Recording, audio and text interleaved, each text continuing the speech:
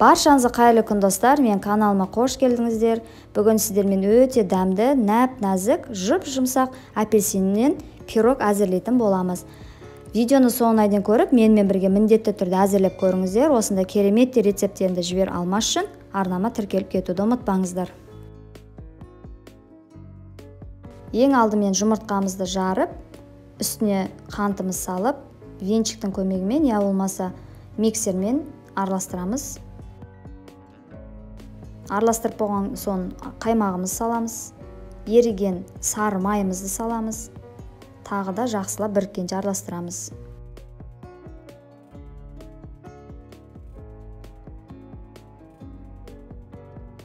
Алдын ала ұнымызды еліктен өткізіп, үстіне разрыхлителімізді салып, дайын болған массамыздың үстіне қойып, венчиктің көмегімен араластырып, біріккенше араластыратын боламыз.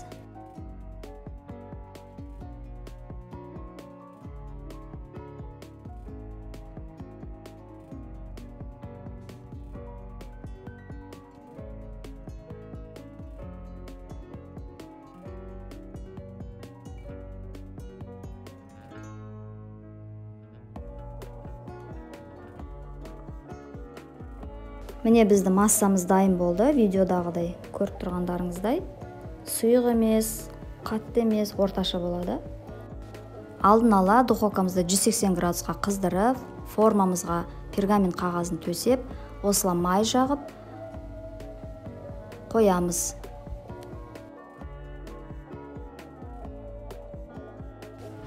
Алдын ала апельсинімізді жуып тазалап алып, осылай мен видеода да көрсеткенде кесіп алатын боламыз. Жіңішке етіп, қалың болмау керек.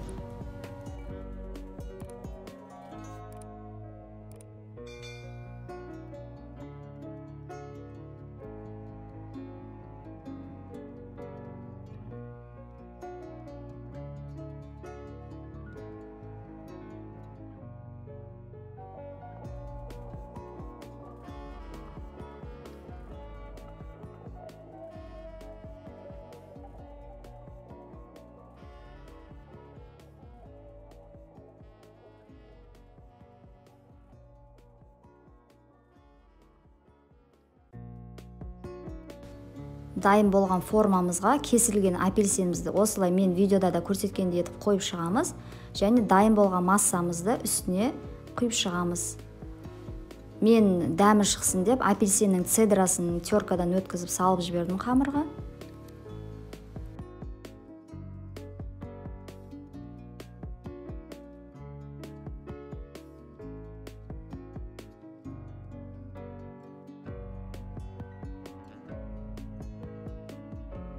Видеоны соңына дейін көрген болсаңыздар, видеома лайк басып, қоңыраушаны басуды ұмытпаңыздар.